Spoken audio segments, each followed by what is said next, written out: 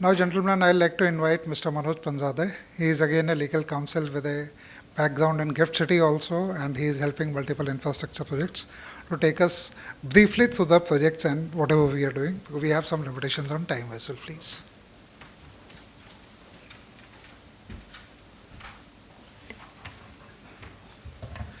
So, good afternoon, friends. Myself, Manoj Panjade, I am a partner at Denton's Link Legal. So, there is a quick run-up on the introduction part. So,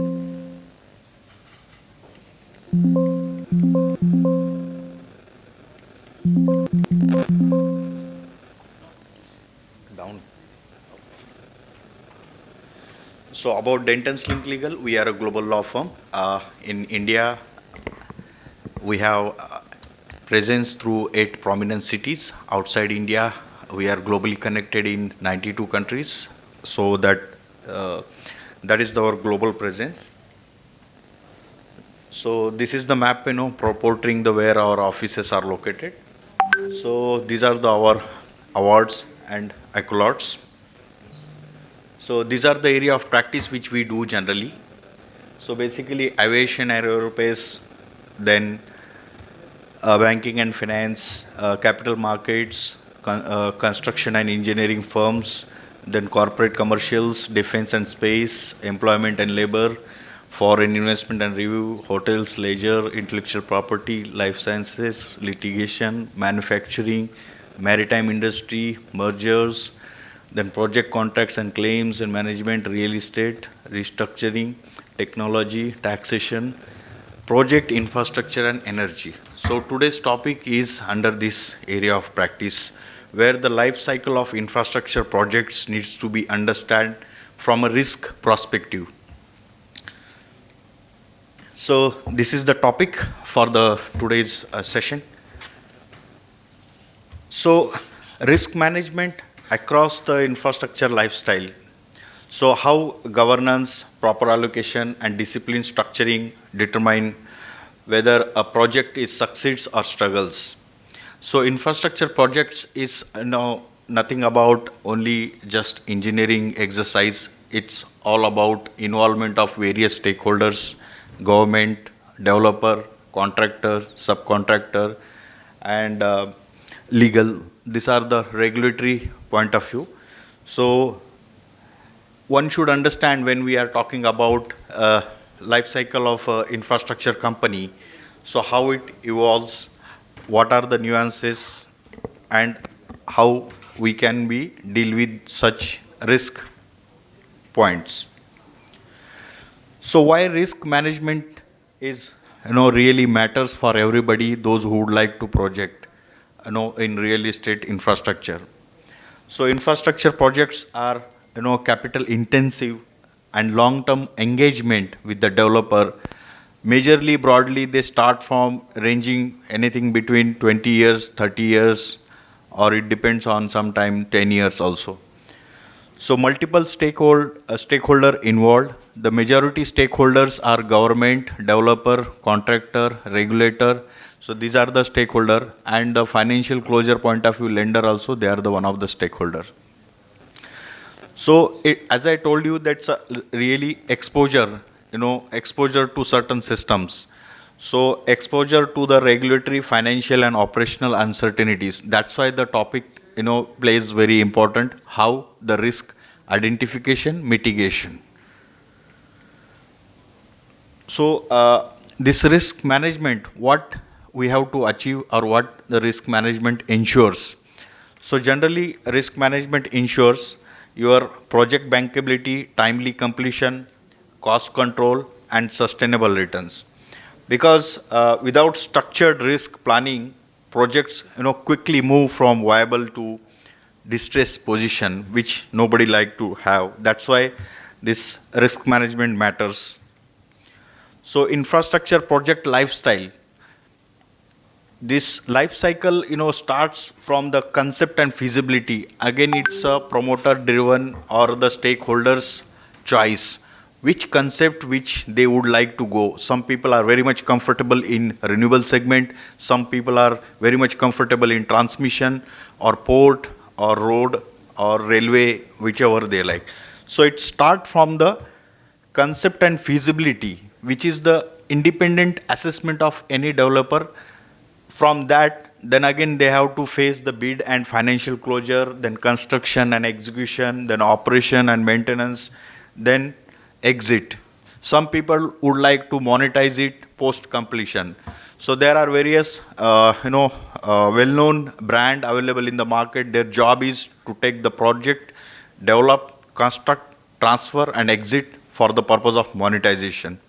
Especially it happens in road project, because a road project is essentially getting a road project is a big challenge. But after getting road project, the developer would like to exit frequently. So when we talk about risk, risk is not a static fundamental or a static in feature or nature. So it evolves and keep evolving till the project life cycle, infrastructure project life cycle is continued. So that should be managed dynamically when the life cycle handled by the developer. So first we will go through the key categories of risk. What kind of risk? So there could be many, but I identified only 4, 5. So these are the important key risk areas where it covers in every project. So that is the parameter which I have selected, which is a common in every project, whether it is a road, port, power, airport, or metro. We'll face this kind of risk in some form. So execution risk, contractual risk, operational risk, regulatory risk, market and financial risk. So we'll go one by one. So first we start with the execution risk. Execution risk is most visible, during the construction. Well-structured EPC framework significantly improves the bankability. So at this level, so execution risk involves, there are certain key elements which needs to be understand at the execution risk level, which is cost overruns, delay in project completion, land acquisition challenges, environmental clearances, contractor performance issues. If these elements has been studied well, then through following mitigation tool can apply and reduce the risk. So EPC contract, when we talk about a fixed price in the EPC contract or certain date of delivery of performance, then that would be the wisdom for the developer that execution risk can be minimized in some levels. Performance guarantees. So every EPC contract performance that should be backed by the guarantee. Until and unless if it is not backed by the guarantee, then it is again financial risk increases. So liquidated damages. So what sort of liquidated damages are getting from the concessionary, which they are giving the concession to the developer at the time of concession agreement. If certain things are not happened from the concessionaire provider, then what could be the liquidated damages are available to the developer. So all these needs are important from a developer point of view to enter into any execution risk or managing the execution risk. So there is another risk which is called a contractual risk. This is the very much important part for any project life cycle where developer or stakeholder are entering into a definitive document. So there are some key elements why it arises from a poor documentation. Let's say there is an ambiguous concession agreements which doesn't give the clarity on the part of those who would like to perform under that concession agreement. There is unclear termination clauses when it has to be terminated, or there are some developers or team of people of developers, those who not able to assess this part at the time of entering into the concession agreements.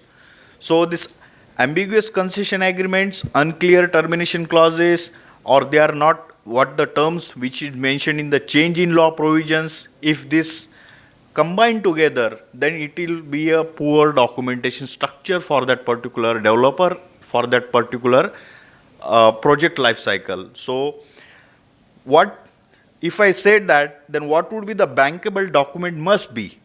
So there are 3 points. There could be many, but at least these 3 points needs to be understand and applied. There should be a clear-cut allocate of risk. So when we talk about allocation of risk, so as I told you, there are various stakeholders. Each and every stakeholder needs to be allocated proper risk.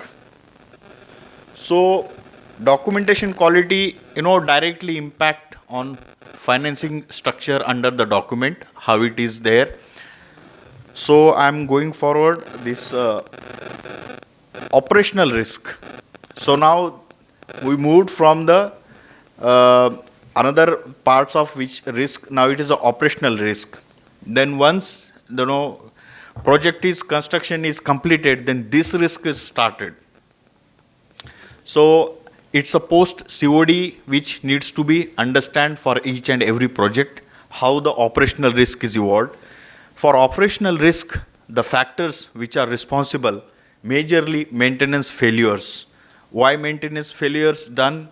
There could be many reasons. Not only the ability of the O&M supplier. Sometimes the developer this right keeps with their own subsidiary, but still they are maintenance failures. So this should be understand well to avoid any operational risk. Technology obsolescence. So if any, now we are talking about AI too much, then which software is good, which software is having monetary benefits to the developer, and even everything is assessed properly. When it goes fail, that is the uncertain area. So these are the one of the element. Then efficiency underperformance of that particular contractor. Now there is a trend is coming. Let's say A got bidding L1, then A transfer to subcontract B by retaining 5% of revenue sharing. Then B again transferring 5% retaining and subcontracting at C level. So this O transfer become a more operational and other risks. So how do we mitigate these kind of risk factors? So long-term O&M contract should be there so that you can ascertain the responsibility ownership. It should not be like that 1 or 2 years is sufficient. So during the phase, the long-term O&M contract will able to legally protect your life cycle on the part of the O&M skills, those who are providing the O&M activities. So proper adequate insurance coverage. So this is the again area where the risk can be mitigated. Monitoring and reporting systems. So monitoring and reporting system nowadays, it's all software driven. Most of the people are acquainted with that, and because of this, that operational risk can be reduced. There is another risk which is called regulatory risk. This is the one of the most unpredictable risk, because we never know which regulator is thinking in what direction, which law will head that infrastructure project. So this includes sometime change in law provisions, or tariff revisions, or some policy shifts, or some licensing issues, environmental compliances. So Mr. Dilip has already pointed out environmental compliances, how deeply involved for the pump storage, where the environmental clearances are is the bottleneck for the moving further into the project.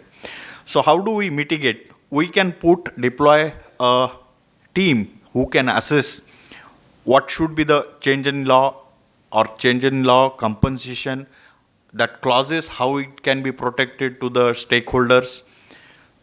So political risk insurance. So this is a new insurance product which my colleagues or all people are having already familiar with that. So political risk insurance is also now available. So the people can take that insurance and apply to the life cycle, protect the life cycle. Then regulatory engagement strategy. This is very important. So each and every developer has their own department, which is called a corporate affairs or government licensing.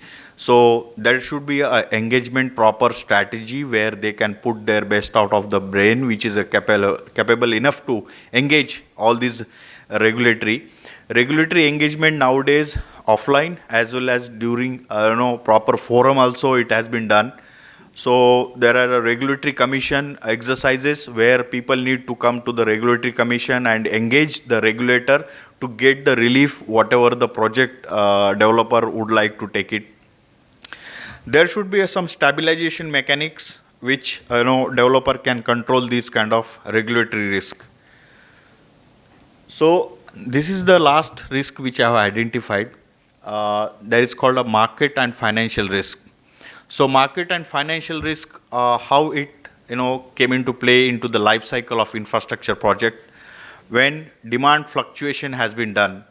So Mr. Patil has already pointed out the traffic issue, which in the road project initially the calculation of the traffic study now subsequently has been drastically changed because of some other roads competitions, and similarly it happens to the other infrastructure projects also. If some competitiveness is gone after 4 years, 5 years during the life of that particular infrastructure project, then demand would be the market and financial risk which is beyond control of a developer.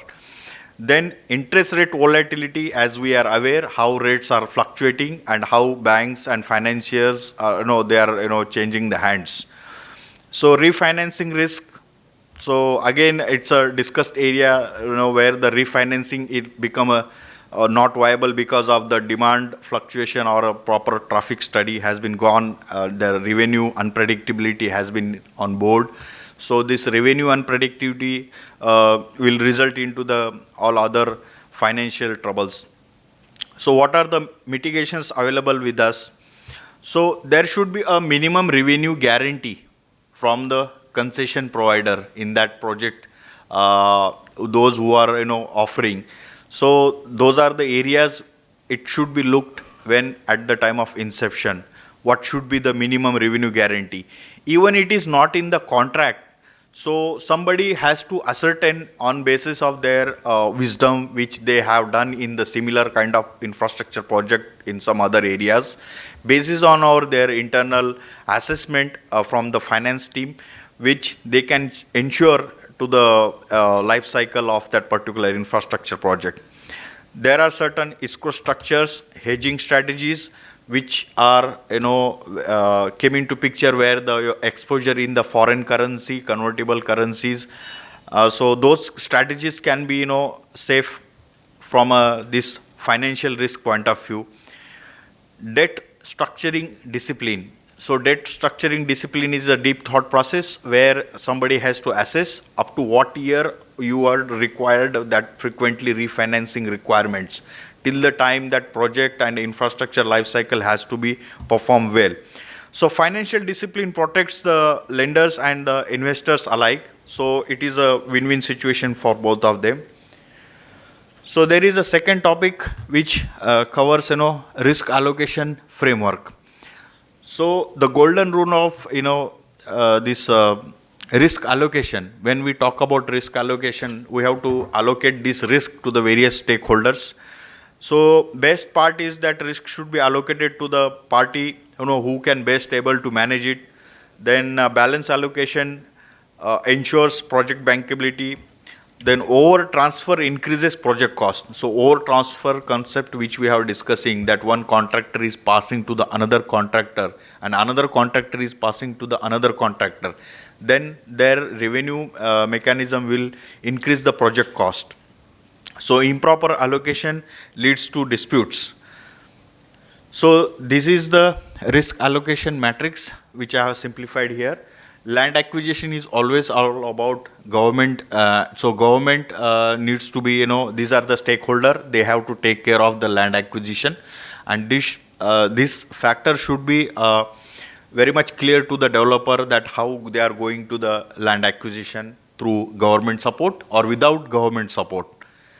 Then construction delay, there are two stakeholders responsible for this, developer and the contractor. They have to work jointly and ensure that construction delay should not be there.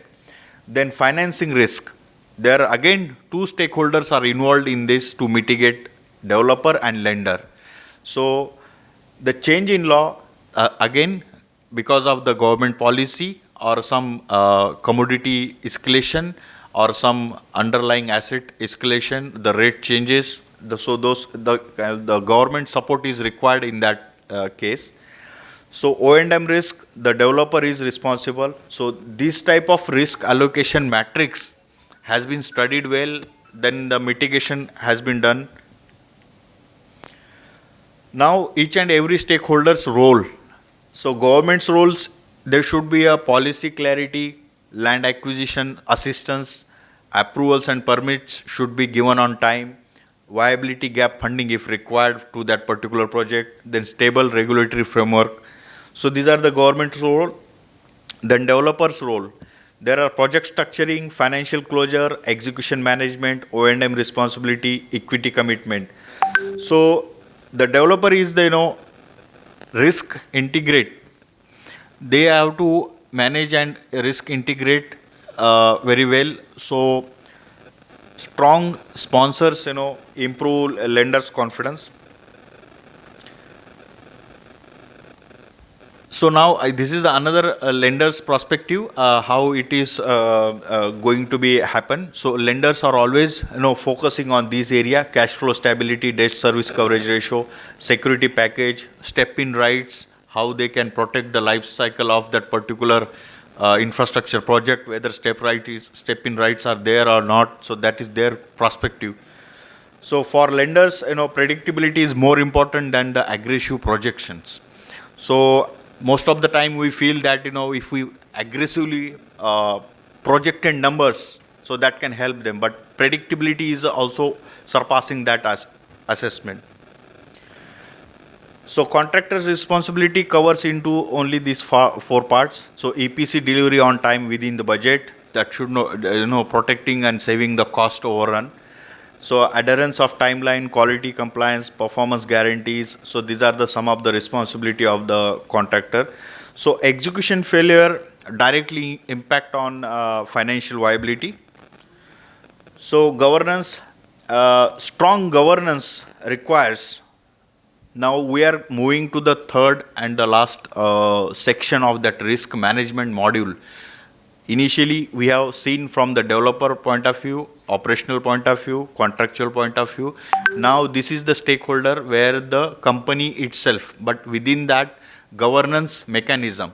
So in that strong governance requires, so board oversight is one, risk management committee, they have to put in the committee, periodic risk review, early warning system that should be there. So these are the risk management tools. Risk register, they can keep it. Heat map, they can generate through software generated. Sensitivity analysis, scenario planning, independent technical and due diligence. So these are the risk mitigating tools that can be structured for monitoring, preventing surprises. So these are the financial discipline mechanisms. There is a escrow mechanism, cash flow, waterfall structure, reserve accounts, and covenants and reporting, stress testing models. So these tools convert uncertainty into manageable exposure.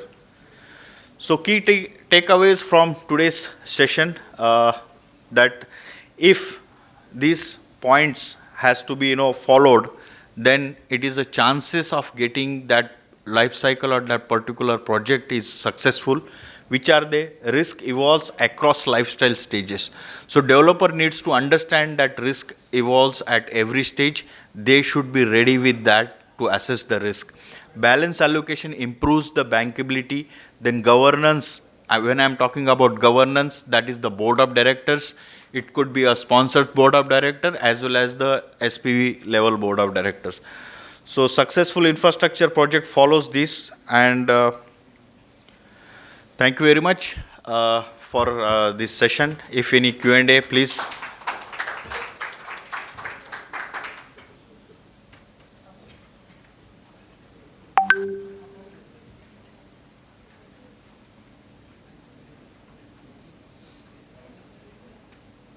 Any questions? Okay. Thank you very much.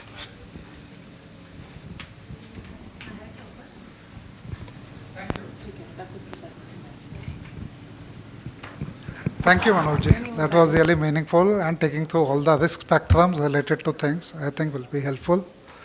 And all the infrastructure players are there, so I'm sure that'll be really insightful.